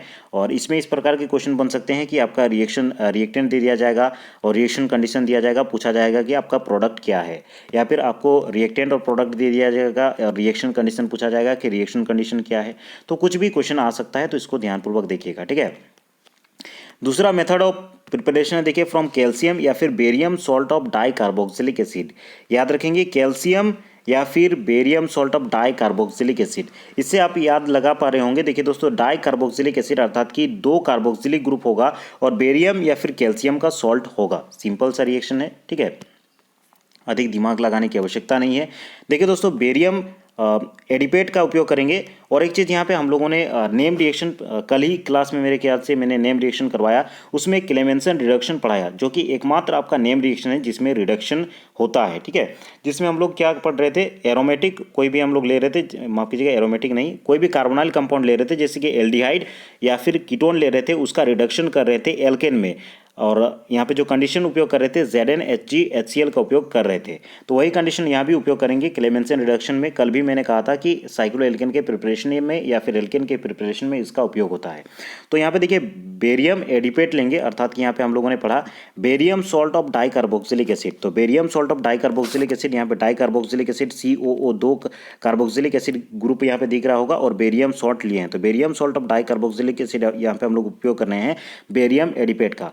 उसको अगर हिट करेंगे तो साइक्लोपेंटानोन फॉर्मेशन होता है। C डबल बॉन्ड O देख पा रहे होंगे, कीटोन ग्रुप है, ये कीटोन ग्रुप है, कीटोन ग्रुप। तो कीटोन ग्रुप आ गया, मतलब साइक्लोपेंटानोन बन रहा है और यहाँ पे BaCO3 अलग हो जाएगा। अब ये कीटोन ग्रुप बन गया, तो याद कीजिए कीटोन ग्रुप को हम लोग रिड्यूस करने के लिए क्या चीज़ का उपयोग कर रहे थे, क्लेमेंसन रिडक्शन का उपयोग कर रहे थे। यहाँ पे कीटोन या फिर एल्डिहाइड का रिएक्शन हम लोग करवा रहे थे ZnHgHCl के साथ, वो रिड्यूस होकर हमें दे रहा था एल्केन। तो चूंकि यहाँ पे साइक्लिक है तो साइक्लोपेंटेनोन है, तो यहाँ पे साइक्लिक एल्केन आपको प्राप्त होगा। तो देखिए दोस्तों, यहाँ पे साइक्लोपेंटेनोन का रिडक्शन कराएंगे ZnHgHCl, ये चीज़ मैंने कल ही पढ़ा चुका है। नेम रिएक्शन में आपका क्लेमेंसन रिडक्शन ये नेम रिएक्शन था। तो यहाँ पे हम लोग को प्राप्त होता है साइक्लोपेंटेन, बहुत अधिक इंपॉर्टेंट है। सबसे अधिक इसमें क्वेश्चन बन सकता है कि बेरियम सॉल्ट और कार्बोक्सिलिक एसिड का आपको रिएक्शन दे दिया जाएगा, ठीक है, और यहाँ पे रिएक्शन कंडीशन पूछा जाएगा क्या होगा। तो याद रखेंगे इसको ZnHgHCl से रिड्यूस करते हैं तब ये फॉर्मेशन होता है साइक्लोएल्केन का। अब चलिए नेक्स्ट रिएक्शन देखते हैं। फ्रॉम एस्टर और of di carboxylic acid, di carboxylic ester से किस प्रकार से बना सकते हैं, ठीक है, डाई कार्बोक्सिलिक एसिड के एस्टर से आप किस प्रकार से साइक्लिक एल्केन बना सकते हैं। तो इसी रिएक्शन को डिकेमेन रिएक्शन भी कहा जाता है, बहुत अधिक इंपॉर्टेंट है। और ये क्वेश्चन आ चुका था पिछले साल, जो स्टूडेंट है वो पूछ रहे थे कि सर हम लोग का डिकेमेन रिएक्शन तो है नहीं, लेकिन फिर से कहाँ से क्वेश्चन आ गया, सिलेबस में तो डिकेमेन रिएक्शन नहीं दिया गया है। तो दोस्तों सिलेबस में आपका प्रिपरेशन ऑफ साइक्लोएल्केन दिया गया है, तो प्रिपरेशन ऑफ साइक्लोएल्केन का ही रिएक्शन है डिकेमेन रिएक्शन, ठीक है। तो इस चीज़ को याद रखेंगे, बहुत अधिक इंपॉर्टेंट रिएक्शन है। इसमें देखिए स्टर का उपयोग कर रहे थे, कार्बोक्सिलिक एसिड के स्टर का उपयोग कर रहे थे, उसमें बेरियम सॉल्ट का उपयोग कर रहे थे, यहाँ पे स्टर का उपयोग करेंगे। देखिए कार्बोक्सिलिक एसिड का स्टर दिख रहा है, डाई इथाइल एडिपेट इसको कहा जाता है। इसका रिएक्शन करवाएंगे Na के साथ, तो यहाँ पे C2H5ONa अलग हो जाएगा, आपका इस टाइप का रिएक्शन बनेगा, ठीक है। यहाँ पे डायरेक्ट रिड्यूस नहीं कर सकते हैं क्योंकि यहाँ पे देखिए फिर से स्टर ग्रुप लगा हुआ है, इस स्टर ग्रुप को भी हटाना जरूरी है। यहाँ पे डायरेक्ट रिड्यूस करेंगे तो ये स्टर ग्रुप रह जाएगा, लेकिन इस स्टर ग्रुप का तो हमको काम नहीं है, हमको साइक्लोएल्केन चाहिए। तो इस स्टर ग्रुप को हटाने के लिए यहाँ पे HCl हाइड्रोलाइज करेंगे। हाइड्रोलाइज क्यों करेंगे दोस्तों, स्टर ग्रुप आसानी से निकलता नहीं है, लेकिन आप सभी को पता होगा कि हाइड्रोलाइज जैसे ही करेंगे यहाँ पे COOH ग्रुप में ये तब्दील हो जाएगा और COOH से हम लोग आराम से उसको हीट करके CO2 निकाल सकते हैं, क्योंकि CO2 गैस है, तुरंत से हीट करने से वो निकल जाता है, ठीक है। तो इसको स्टर ग्रुप को हटाने के लिए यहाँ पे HCl से हाइड्रोलाइज करेंगे तो COOH में ये तब्दील हो जाएगा, उसको हीट करेंगे तो CO2 यहाँ से अलग हो जाएगा। अब ये मिला हम लोग को साइक्लोपेंटानोन। अब तो हमें साइक्लोपेंटानोन मिल गया, फिर यहाँ से तो हम लोग ZnHgHCl लगा करके तुरंत से साइक्लोएल्केन प्राप्त कर सकते हैं। तो इसी को देखिए हम लोग ZnHgHCl क्लेमेंसन रिडक्शन का उपयोग करेंगे और इसको काम को दफा करेंगे और हमारा जो काम है ये कंप्लीट हो जाएगा, साइक्लोपेंटेन यहाँ पे बनेगा, ठीक है। और एक छोटा मोटा रिएक्शन है एरोमेटिक कंपाउंड से भी आप यहाँ पे साइक्लोएल्केन बना सकते हैं, जैसे कि बेंजीन का अगर आप रिडक्शन करेंगे तो यहाँ पे जो डबल बॉन्ड है ये सब हट जाएगा, H3H2 लगा देंगे, साइक्लोएल्केन यहाँ पे फॉर्मेशन होगा। Na इन प्रेजेंस ऑफ थोड़ा सा प्रेशर लगाएंगे और यहाँ पे हीट देंगे, ठीक है। तो इससे भी आप बना सकते हैं। अब चलिए केमिकल रिएक्शंस देखिए कि केमिकल रिएक्शन क्या क्या होता है, किस प्रकार के क्वेश्चन इससे बनते हैं। देखिए halogenation in presence of UV light पहला रिएक्शन है। देखिए यहाँ पे साइक्लोप्रोपेन ले लिए हैं, यूवी लाइट ले लिए हैं, क्लोरीन के साथ यहाँ पे रिएक्शन करवा रहे हैं, Cl2 के साथ रिएक्शन करवा रहे हैं। तो साइक्लोप्रोपेन यहाँ पे बन रहा है, Cl ग्रुप यहाँ पे आ रहा है देखिए, और HCl यहाँ पे अलग हो जा रहा है, ठीक है। उसी को मतलब ज़्यादा हाई क्वांटिटी में उपयोग करेंगे तो यहाँ पे भी Cl ग्रुप आएगा, यहाँ पे भी Cl ग्रुप आएगा। तो ये साइक्लोप्रोपेन का रिएक्शन अंडर यूवी लाइट और यहाँ पे क्लोरीनेशन हो रहा है, ब्रोमिनेशन नीचे एग्जांपल दिया गया, देखिए ब्रोमिनेशन हो रहा है, यहाँ पे एक एच हट करके Br ग्रुप आ जा रहा है, ठीक है। तो इस रिएक्शन को हम लोग क्या कहते हैं, इस रिएक्शन को कहते हैं हैलोजेनेशन रिएक्शन, ठीक है। ये रिएक्शन था यूवी लाइट, मतलब लाइट के प्रेजेंस में। अब इन एब्सेंस ऑफ लाइट या फिर डार्क में आप किस प्रकार से रिएक्शन या फिर हैलोजेनेशन कर सकते हैं, यहाँ पे Cl2Br2 का रिएक्शन करवा सकते हैं। जैसे कि साइक्लोप्रोपेन ले लिए हैं, Cl2 ले लिए हैं, डार्क में हम लोग CCl4 का उपयोग करेंगे। यहाँ पे डाइक्लोरोप्रोपेन मिलेगा, 1,3 डाइक्लोरोप्रोपेन मिलेगा। एच न्यू अर्थात कि लाइट के प्रेजेंस में या फिर यूवी लाइट के प्रेजेंस में ये रिएक्शन हो रहा था, ये रिएक्शन हो रहा था। और एब्सेंस में आपका जो कंडीशन लेना होगा, डार्क में CCl4 लेना होगा, तो आपका ये डाइक्लोरोप्रोपेन मिलेगा, ठीक है। अब चलिए नेक्स्ट देखते हैं, रिएक्शन विद कंसनट्रेटेड HBr या फिर HI। HBr या फिर HI से रिएक्ट करके क्या बनाता है। तो जैसे कि आप सभी देख पा रहे होंगे, साइक्लोप्रोपेन ले लिए हैं, यहाँ पे HBr ले लिए हैं, तो ये बॉन्ड टूट करके देखिए दोस्तों, ये 1 ब्रोमोप्रोपेन बन रहा है, ठीक है, 1 ब्रोमोप्रोपेन बन रहा है, आप सभी यहाँ पे देख पा रहे होंगे। चलिए नेक्स्ट रिएक्शन देखते हैं, एडिशन ऑफ हाइड्रोजन या फिर कैटालाइटिक रिडक्शन। कैटालाइटिक रिडक्शन कैसे कर सकते हैं, तो यहाँ पे देखिए H2 ले रहे हैं, रिडक्शन मतलब यहाँ पे हाइड्रोजन का एडिशन हो रहा है। Na का यहाँ पे लेंगे, यूज़ करेंगे, 0 डिग्री सेल्सियस लेंगे, माफ कीजिएगा 80 डिग्री सेल्सियस यहाँ पे टेम्परेचर लेंगे, तो प्रोपेन में कन्वर्ट हो जाएगा। ये चीज़ दोस्तों याद रखेंगे, प्रिपरेशन ऑफ एल्केन भी है एक प्रकार से, preparation of alkene from cyclopropane, ये क्वेश्चन पूछा जा सकता है। तो इसका साइक्लोप्रोपेन का रिडक्शन कर देंगे आप NiH2 Na के प्रेजेंस में, H2 रेनी निकेल इसको कहा जाता है, रेनी निकेल के प्रेजेंस में आप इसका रिडक्शन करेंगे तो प्रोपेन आपको प्राप्त होगा, ठीक है। और एक टॉपिक है आपका बेयर स्ट्रेन थ्योरी, ये भी इंपॉर्टेंट है, आपका सिलेबस में दिया गया है Baeyer strain theory. Actually Baeyer strain theory जो होता है, वो जो एंगल के बीच में स्ट्रेन होता है उसी के बारे में ये थ्योरी है। अलग अलग इनका नाम था, देखिए AB बेयर, इन्होंने अलग अलग जो भी साइक्लोप्रोपेन बने थे, माफ कीजिएगा साइक्लो एल्केन जो भी बने थे, उनका स्टडी किया था उनके एंगल के बारे में कि उनका एंगल में कितना स्ट्रेन है, और जो नॉर्मल एंगल होता है 109 डिग्री, तो उससे कितना अधिक डेविएट कर रहा है, उन सभी का अध्ययन किया था, ठीक है। तो इसको मैं नोट्स में प्रोवाइड कर दूंगा, थ्योरी है पूरा चीज़, देखिए यहाँ पे दिया गया है साइक्लोप्रोपेन में कितना डिग्री होता है और 109.5 डिग्री से कितना अधिक वो डेविएट करता है, तो उस चीज़ का ये अध्ययन है पूरा, एकदम थ्योरी थेसिस वाला चैप्टर है। तो इस चीज़ को आप पढ़ सकते हैं, इस चैप्टर को मैं थ्योरी क्लास में दे दूंगा, माफ कीजिएगा इसको हम लोग ये मैं दे दूंगा, आपका जो नोट्स है उसमें दे दूंगा, उसमें आप देख सकते हैं, ठीक है। अब चलिए कुछ कुछ क्वेश्चंस को देखते हैं। वैसे एल्कीन, एल्काइन बचा हुआ है, साइक्लो एल्काइन बचा हुआ है, एक ही दिन में सारा चीज़ करेंगे तो दिमाग हैंग करने लग जाएगा, ठीक है। तो चलिए क्वेश्चंस को देखते हैं, उसको नेक्स्ट चैप्टर में कंटिन्यू करेंगे। आज हम लोग एल्केन पढ़े, और जो बुक का ये PDF मैंने आप सभी को दे दिया था इस बुक का, तो इस बुक को मेरे ख्याल से आप सभी प्रैक्टिस कर रहे होंगे। अगर आपको इस बुक का PDF भी चाहिए तो आप मुझसे कांटेक्ट कर सकते हैं, नीचे आपको टेलीग्राम ID का लिंक मिल जाएगा, या फिर आप व्हाट्सएप में भी कांटेक्ट कर सकते हैं। इस बुक का PDF भी मैं प्रोवाइड कर दूंगा। तो इसमें कुछ कुछ क्वेश्चंस दिए गए हैं, उन क्वेश्चंस को देखते हैं, ठीक है। तो देखिए दोस्तों, पहला क्वेश्चन है, by Wurtz reaction a mixture of methyl iodide and ethyl iodide gives. यहाँ पे देखिए दोस्तों, वुड्स रिएक्शन में हम लोग रिएक्शन करवा रहे हैं मिथाइल आयोडाइड का और इथाइल आयोडाइड का, गिब्स, इसमें क्या आपको मिलेगा, ब्यूटेन मिलेगा, इथेन मिलेगा, प्रोपेन मिलेगा, ए mixture of all the above 3 मिलेगा। चलिए इस क्वेश्चन को आप स्वयं से देने का प्रयास कीजिएगा। क्वेश्चन नंबर 1 का करेक्ट आंसर क्या होगा, वुड्स रिएक्शन अभी तुरंत हम लोगों ने पढ़ा। वुड्स रिएक्शन में कहा गया है कि मिथाइल आयोडाइड और इथाइल आयोडाइड का रिएक्शन करवाया जा रहा है, तो यहाँ पे मिक्सचर ऑफ क्या प्राप्त होगा, ये चीज़ आपको बताना है। तो देखिए दोस्तों, जैसा कि क्वेश्चन में कहा जा रहा है, यहाँ पे हम लोग मिथाइल आयोडाइड का रिएक्शन करवा रहे हैं, किसके साथ, इथाइल आयोडाइड का, C5, यहाँ पे अलग अलग लिख देता हूँ, मिथाइल आयोडाइड है CH3I, ये मिथाइल आयोडाइड हो गया, और इथाइल आयोडाइड क्या होता है, CH3CH2I, ये आपका इथाइल आयोडाइड हो गया, ये आपका मिथाइल आयोडाइड होगा। और यहाँ पे हम लोग क्या कर रहे थे, वुड्स रिएक्शन में Na से रिएक्ट करवा रहे थे, इन प्रेजेंस ऑफ इथर ले रहे थे, Na से रिएक्ट करवा रहे थे, और ड्राई इथर ले रहे थे, कंडीशन ड्राई इथर रख रहे थे। तो इसमें आपका जो प्रोडक्ट बनेगा, ये क्या प्रोडक्ट बनेगा, ये आपको बताना है।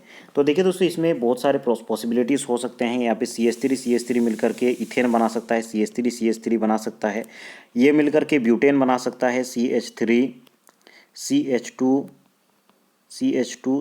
ये ब्यूटेन बना सकता है, या फिर आपका प्रोपेन भी बना सकता है, CH3 ये प्रोपेन भी बना सकता है। तो यहाँ पे तीनों ही पॉसिबल हो सकता है, ब्यूटेन भी बन सकता है, इथेन भी बन सकता है, प्रोपेन भी बन सकता है। लेकिन दोस्तों, यहाँ पे आपका सवाल होगा कि सर आपने तो बताया था इसमें odd number of carbon atom का जो फॉर्मेशन है वो नहीं होता है, याद रखेंगे दोस्तों, मैंने कहा था उसका यील्ड बहुत ही कम होता है या फिर ना के बराबर होता है, लेकिन थोड़ा बहुत तो बनता ज़रूर है। ठीक है, तो यहाँ पे प्रोपेन भी थोड़ा बहुत बनेगा, लेकिन उसका यील्ड बहुत ही कम होगा या फिर नेग्लिजिबल होता है, इसीलिए उसको हम लोग स्टडी नहीं करते हैं। तो यहाँ पे जो आपका करेक्ट आंसर हो जाएगा वो करेक्ट आंसर होगा ए मिक्सचर ऑफ एबोव 3। तीनों ही चीज़ आपका यहाँ पे बनेगा। ऑप्शन डी इस क्वेश्चन का करेक्ट आंसर हो जाएगा। नेक्स्ट क्वेश्चन है, देखिए दोस्तों, what would be the product form by 1 bromo 3 chloro cyclobutane. 1 bromo 3 chloro cyclobutane लिया गया है, reacts with 2 equivalent of metallic sodium in ether. Metallic sodium in ether के साथ रिएक्ट करवा रहे हैं, तो आपका प्रोडक्ट क्या बनेगा? ए, बी, सी या फिर डी आपका करेक्ट आंसर होगा। चलिए क्वेश्चन नंबर 2 का करेक्ट आंसर देंगे। वीडियो को पॉज करके आप स्वयं से कॉपी में अपना आंसर लिखेंगे। उसके बाद जब मैं आंसर को बताऊंगा, अपना कॉपी में आंसर से कॉपी का जो आंसर है उसके साथ मिलाइएगा। तो यहाँ पे जो दिया गया है सबसे पहले लिखते हैं 1 ब्रोमो 3 साइक्लोब्यूटेन। एक पोजीशन पे ब्रोमो है, 3 साइक्लोब्यूटेन। ठीक है, 1 ब्रोमो और 3 में आपको देखिए क्लोरो, 3 में क्लोरो है, 3 में क्लोरो है, 1 में आपका ब्रोमो है। ठीक है, तो इस प्रकार से ये साइक्लोब्यूटेन है। साइक्लोब्यूटेन बना लिए। एक पोजीशन पे क्या है, ब्रोमीन है, तो कोई भी एक पोजीशन ले लीजिए। इसमें मान लेते हैं ब्रोमीन है। ठीक है, इसमें मान लेते हैं ब्रोमीन है, और उसके बाद तीसरा पोजीशन पे आपका क्लोरो ग्रुप है। यहाँ पे क्लोरो मान लेते हैं, 1 2, तीसरा ग्रुप पे क्लोरीन है। ठीक है, तो इसमें आप क्या कर रहे हैं, 2 इक्विवेलेंट मेटलिक सोडियम, यहाँ पे मेटलिक सोडियम 2Na के साथ रिएक्ट करवा रहे हैं, तो आपका प्रोडक्ट बनेगा, ये प्रोडक्ट बनेगा, ये आपका प्रोडक्ट बनेगा। ये बीच से कट जाएगा ये। ठीक है, बीच से एक बॉन्ड बनेगा, ये प्रोडक्ट बनेगा। ठीक है, और उसके बाद आपका बाय प्रोडक्ट के रूप में ये एक Cl अलग हो जाएगा, NaCl, और NaBr एक अलग हो जाएगा। तो ये NaCl एक अलग हो जाएगा और NaBr अलग हो जाएगा। ठीक है, तो आपका जो करेक्ट आंसर हो जाएगा ऑप्शन डी आपका करेक्ट आंसर होगा, ये आपका प्रोडक्ट बनेगा। नेक्स्ट क्वेश्चन देखिए, question number 3, formation of alkane by the reaction of zinc on alkyl halide is called. Zinc alkane का फॉर्मेशन, जिंक का हम लोग रिएक्शन करवा रहे हैं एल्काइल हैलाइड के साथ, तो वो कौन सा रिएक्शन है ये आपको बताना है। उर्सी रिएक्शन, कॉल्बी रिएक्शन, उलमेंस रिएक्शन या फिर फ्रैंकलैंड रिएक्शन। चलिए इस क्वेश्चन का करेक्ट आंसर देंगे। क्वेश्चन नंबर 3 बहुत अधिक इंपॉर्टेंट रिएक्शन है। देखिए दोस्तों, फॉर्मेशन ऑफ एल्केन, यहाँ पे एल्केन ले लेते हैं किससे, एल्काइल हैलाइड से, तो एल्काइल हैलाइड ले लेते हैं CH3I, ये एल्काइल हैलाइड हो गया। इसका रिएक्शन कर रहे हैं जिंक के साथ, जिंक मेटल ले लिए, और इसमें रिएक्शन कंडीशन लेंगे ईथर, ड्राई ईथर। तो आपका जो फॉर्मेशन होगा, एल्केन का फॉर्मेशन होगा CH3 और यहाँ पे बाय प्रोडक्ट के रूप में ZnI2 बनेगा। तो इस रिएक्शन को कहा जाता है फ्रैंकलैंड रिएक्शन। ठीक है, ये प्रिपरेशन में हम लोगों ने नहीं पढ़ा था, लेकिन क्वेश्चन में है इसलिए मैंने बता दिया। देखिए दोस्तों, ये क्वेश्चन भी पूछा जा सकता है, फ्रैंकलैंड रिएक्शन, जहाँ पे CH3I और यहाँ पे Zn और यहाँ पे एथर का, ड्राई ईथर का उपयोग करते हैं, और यहाँ पे जो एल्केन फॉर्मेशन होता है, इस रिएक्शन को हम लोग कहते हैं फ्रैंकलैंड रिएक्शन। ऑप्शन डी इस क्वेश्चन का करेक्ट आंसर होगा, फ्रैंकलैंड रिएक्शन। ठीक है, नेक्स्ट क्वेश्चन है, देखिए दोस्तों, क्वेश्चन नंबर 4। चलिए जानते हैं क्वेश्चन नंबर 4 में क्या कहा गया है। इसमें कहा गया है, देखिए दोस्तों, which isomer of hexane has only 2 different set of structurally equivalent hydrogen atom. 2 dimethyl butane, या फिर ऑप्शन बी है देखिए 2 मिथाइल पेंटेन, ऑप्शन सी है देखिए 3 मिथाइल पेंटेन, या फिर ऑप्शन डी है 2 डाइमिथाइल ब्यूटेन। इसमें कहा गया है विच आइसोमर ऑफ हेक्सेन, कौन सा हेक्सेन का आइसोमर है, has only 2 different set of structurally equivalent hydrogen. चलिए सबसे पहले आप खुद से बनाइए इसको, वीडियो को पॉज कीजिए, उसके बाद मैं आपको बता रहा हूँ। तो देखिए दोस्तों, क्वेश्चन नंबर 4 का आपका करेक्ट आंसर हो जाएगा ऑप्शन डी 2 डाइमिथाइल ब्यूटेन। ठीक है, 2 डाइमिथाइल ब्यूटेन। इसमें क्वेश्चन को समझने वाली बात है कि कौन सा आइसोमर है हेक्सेन का, जो कि only 2 different set of structurally equivalent hydrogen atom, मतलब 2 set of structurally equivalent, 2 set of structurally समान इक्विवेलेंट आपका यहाँ पे हाइड्रोजन एटम होगा। तो चलिए स्ट्रक्चर बनाते हैं 2 डाइमिथाइल ब्यूटेन का। तो यहाँ पे देखिए CH3 हो गया, उसके बाद CH हो गया, यहाँ पे CH3 हो गया, यहाँ पे देखिए दोस्तों CH हो गया, यहाँ पे देखिए CH3 हो गया, यहाँ पे CH3 हो गया। ठीक है, यहाँ पे देखिए दोस्तों 2 प्रकार का यहाँ पे 2 इक्विवेलेंट हाइड्रोजन एटम है।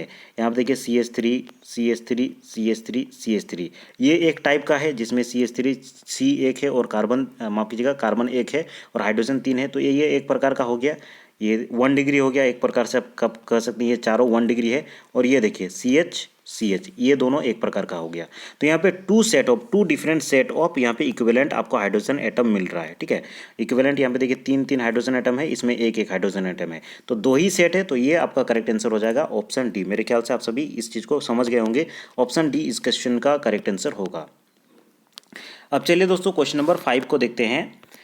The increasing order of reduction of alkyl halide with zinc and dilute HCl, zinc और डाइल्यूट HCl के साथ इंक्रीजिंग ऑर्डर आपका क्या होगा, ये चीज आपको बताना है। क्वेश्चन नंबर 5 का करेक्ट आंसर आप सभी देंगे। ये भी जो रिएक्शन है दोस्तों, ये भी एक प्रकार से फॉर्मेशन ऑफ एल्केन का ही रिएक्शन है। इसमें क्या किया जा रहा है, देखिए डाइल्यूट HCl का उपयोग करके यहाँ पे एल्काइल हैलाइड के साथ रिएक्शन करवाया जाता है। मान लेते हैं ये कोई एल्काइल हैलाइड है, इसका रिएक्शन आप Zn के साथ कर रहे हैं और डाइल्यूट HCl ले रहे हैं, तो उसमें भी आपको एल्केन ही मिलेगा, RH ही मिलेगा। लेकिन इसमें वो क्वेश्चन नहीं पूछा गया, इसमें पूछा गया कि इंक्रीजिंग ऑर्डर क्या है। तो इंक्रीजिंग ऑर्डर आपका हो जाएगा, करेक्ट आंसर ऑप्शन बी हो जाएगा, ठीक है। RCl सबसे बड़ा होगा RI का, उसके बाद RBr, उसके बाद RCl। ऐसा क्यों होता है, क्योंकि देखिए I जो है ये पीरियोडिक टेबल में सबसे नीचे आता है, और आप सभी को पता होगा कि नीचे जो आता है उसका साइज बड़ा होता है, तो साइज बड़ा होता है, स्टेबल ज़्यादा होगा, ठीक है, स्टेबल इसमें ज़्यादा होगा। तो यहाँ पे जो I है इसका साइज ज़्यादा है, और साइज ज़्यादा होने के कारण ये गुड लिविंग ग्रुप है, ठीक है। I- अपने में चार्ज को रख सकता है। देखिए R और I को जब अलग करेंगे, R और I को जब अलग करेंगे, यहाँ पे R प्लस मान लेते हैं चार्ज आता है, यहाँ पे डेल्टा माइनस चार्ज आता है, तो ये अपने ऊपर माइनस चार्ज को रख सकता है, क्योंकि इसका सरफेस एरिया ज़्यादा होता है, ये बड़ा होता है। इसलिए इस क्वेश्चन का करेक्ट आंसर हो जाएगा आपका ऑप्शन बी, ठीक है। ये क्वेश्चन का करेक्ट आंसर हो जाएगा ऑप्शन बी। अब चलिए आगे बढ़ते हैं और नेक्स्ट क्वेश्चन को देखते हैं। देखिए दोस्तों नेक्स्ट क्वेश्चन है, ozonolysis of an organic compound gives formaldehyde as one of the product, this confirms the presence of. यहाँ पे ozonolysis of organic compound, ozonolysis किया जाता है ऑर्गेनिक कंपाउंड का, गिव्स फॉर्मेल्डिहाइड, और उससे हम लोग को क्या मिलता है, फॉर्मेल्डिहाइड मिलता है as one of the product, एक प्रोडक्ट के रूप में फॉर्मेल्डिहाइड मिलता है। This confirms the presence of, ये किसका प्रेजेंस को कन्फर्म करता है, ये चीज़ आपको बताना है, ठीक है। तो यहाँ पे देखिए organic compound gives formaldehyde product, this confirms the presence of, तो इस क्वेश्चन का करेक्ट आंसर हो जाएगा विनाइल ग्रुप, ठीक है।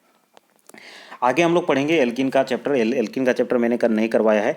तो देखिए दोस्तों एल्किन का H और विनाइल ग्रुप इस प्रकार से, विनाइल ग्रुप एल्किन है, और इसका अगर हम लोग ओजोनोलाइसिस करेंगे, ओजोनोलाइसिस अर्थात कि O3 के साथ रिएक्शन करवाते हैं, तो इसका वन ऑफ द प्रोडक्ट आपका यहाँ पे बनता है HCHO, अर्थात कि फॉर्मेल्डिहाइड यहाँ पे बनता है। तो इस क्वेश्चन का करेक्ट आंसर हो जाएगा ए विनाइल ग्रुप, ऑप्शन बी इस क्वेश्चन का करेक्ट आंसर होगा। कॉपी में थोड़ा सा अच्छे से लिखिएगा, ठीक है। और एक प्रोडक्ट बनता है इसका एसीटोन बनता है, ठीक है, एसीटोन बनता है, उसको आप बना लीजिएगा, इस टाइप से रिएक्शन दिखाइएगा।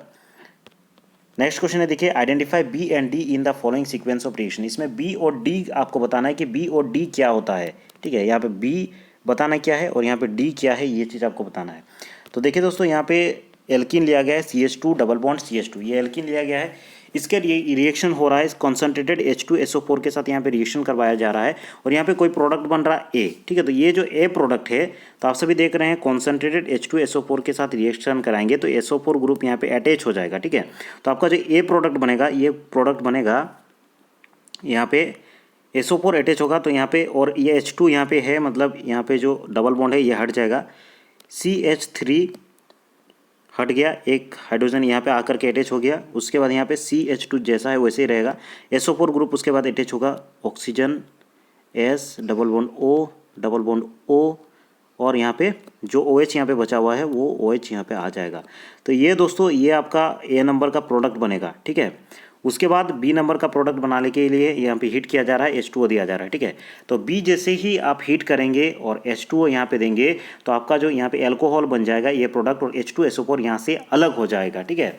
यहाँ पे देखिए CH3 CH2 और यहाँ पे H2O से OH ले लेगा और OH यहाँ पे ले लेगा, तो ये बन गया एल्कोहल, और यहाँ पे जो H2SO4 टूटा था, H2SO4 फिर से बराबर आ जाएगा, यहाँ से एक H ले लेगा क्योंकि OH यहाँ पे ले लिया है, तो ये H2SO4 हो जाएगा। और यहाँ पे हम लोग का जो बी प्रोडक्ट बनेगा ये क्या बनेगा, इथेनॉल, CH3 CH2 OH। यहाँ पे फिर से PbR3 किया जा रहा है, PbR3 किया जा रहा है, मतलब यहाँ पे देखिए एल्कोहल ग्रुप हम लोग का बना था, OH यहाँ पे बना था। कॉपी में थोड़ा से अच्छे से लिखिएगा, ठीक है। ये स्क्रीन थोड़ा सा छोटा हो रहा है बताने में, लेकिन खैर जो मेरे पास है उसी से मैं आपको पढ़ाने का प्रयास कर रहा हूँ, जो भी संसाधन है उसी का मैं उपयोग कर रहा हूँ।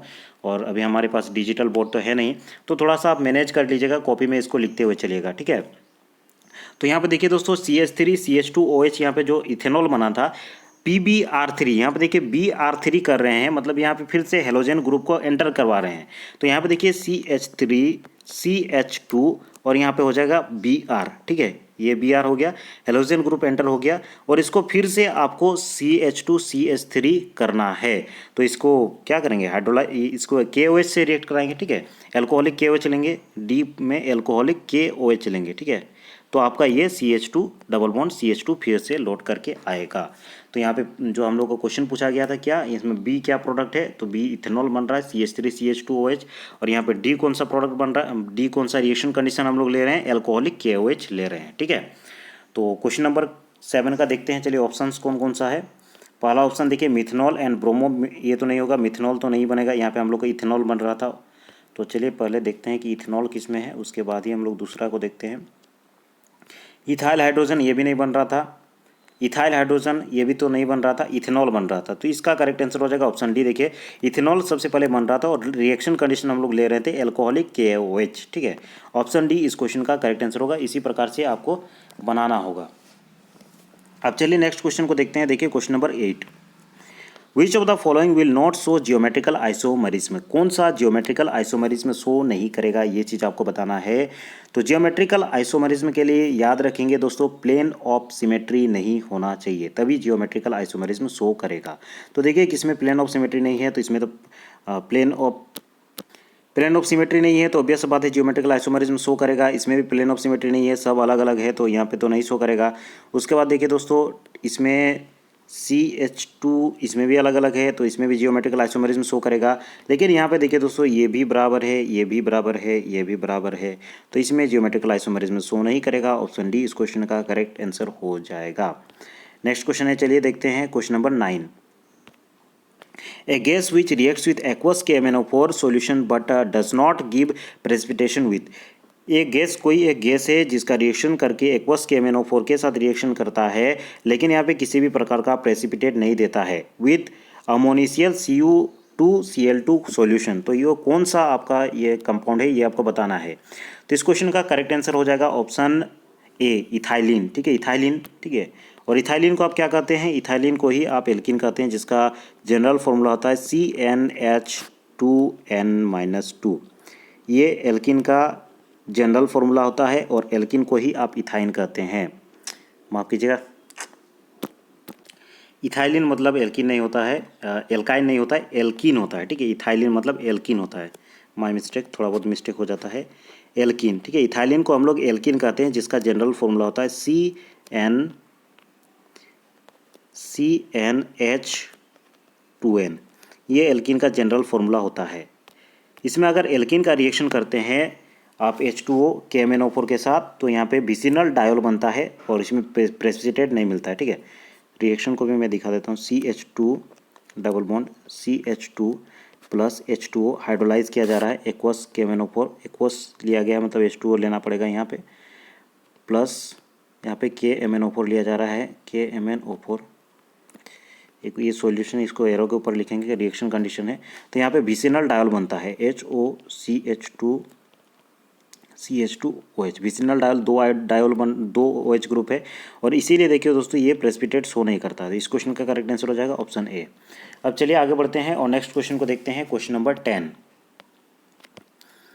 देखिए दोस्तों क्वेश्चन नंबर 10 है, addition of HI on double bond of propene yields isopropyl iodide as major product, it is because the addition proceed through more stable carbocation, more stable carbanion, या फिर होमोलाइसिस, या फिर मोर स्टेबल फ्री रेडिकल। अगर आप स्वयं से इस question का आंसर देना चाहेंगे तो वीडियो को पॉज करके क्वेश्चन का आंसर दे सकते हैं। देखिए दोस्तों यहाँ पे एडिशन ऑफ HI का एडिशन किया जाता है double bond of propene yield isopropyl, ठीक है।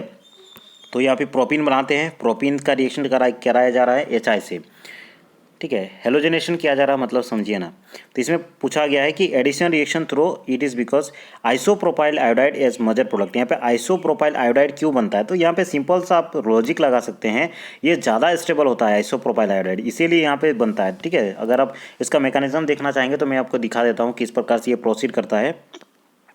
यहाँ पे देखिए प्रोपीन, ठीक है, प्रोपीन लिया गया है, प्रोपीन बनाते हैं, चलिए CH3CH डबल बॉन्ड CH2, यही आपका प्रोपिन होता है। ठीक है, 1 प्रोपिन 1 पोजीशन पे यहाँ पे एक डबल बॉन्ड है, तो यही प्रोपिन हो गया। इसका रिएक्शन करवाया जा रहा है किससे, चलिए HI के साथ। ठीक है, HI के साथ मतलब H प्लस और I-, ये HI होता है। ये H+ यहाँ पे अटैक करेगा और यहाँ पे बीच में क्या बनेगा, कार्बोकेटाइन। यहाँ पे I- क्या करेगा, यहाँ पे H जो है इसको एक्सट्रैक्ट कर लेगा, तो आपका जो कैटायन बनेगा वो इस टाइप से कैटायन बनेगा। ठीक है, माफ़ कीजिएगा, इस टाइप से नहीं होगा, थोड़ा सा टाइम दीजिए, मैं बता रहा हूँ। CH3 हो गया, CH हो गया, डबल बॉन्ड CH2 हो गया। ठीक है, यहाँ पे HI ले रहे हैं मतलब H+ ले रहे हैं और I- ले रहे हैं।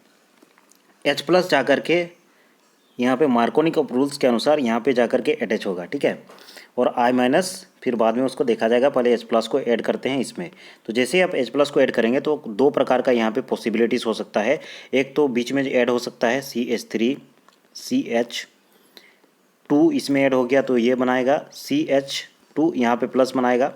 या फिर दूसरा पॉसिबिलिटी हो सकता है कार्बोकेटाइन का CH3 CH, यहाँ पे पॉजिटिव चार्ज आ जाएगा और ये CH3 लास्ट में जुड़ेगा। तो यही 2 पॉसिबिलिटीज़ यहाँ पे कार्बोकेटाइन का बन रहा है। ठीक है, तो यहाँ पे पूछा गया है कि यही जो 2 कार्बोकेटाइन बन रहा है तो यहाँ पे आइसोप्रोपाइल ही क्यों बनेगा, आइसोप्रोपाइल आयोडाइड ही मेजर प्रोडक्ट क्यों बनेगा। तो देखिए दोस्तों, यहाँ पे CH2 लास्ट में यहाँ पे प्लस चार्ज है, अर्थात कि यहाँ पे 1 डिग्री कार्बोकेटाइन है, और यहाँ पे देखिए बीच में प्लस चार्ज है, अर्थात कि 2 डिग्री कार्बोकेटाइन है। और आप सभी को पता होगा कि 2 degree carbocation is more stable then 1 degree carbocation. इसीलिए दोस्तों ये 2 डिग्री कार्बोकेटाइन ज़्यादा स्टेबल है, इसी के कारण दोस्तों यहाँ पे आइसोप्रोपाइल जो है ये बनेगा। क्योंकि देखिए दोस्तों, जो I- उधर बचा हुआ था हम लोग का, H+ और I- किए थे ना, तो यहाँ पे जो I- बचा हुआ था वो जा करके यहाँ पे जब अटैच हो जाएगा H पे, यहाँ पे अटैच होगा तो ये मेजर प्रोडक्ट बनेगा, क्योंकि 2 डिग्री इज मोर स्टेबल। ठीक है, अभी आप सभी को समझ में आ गया होगा।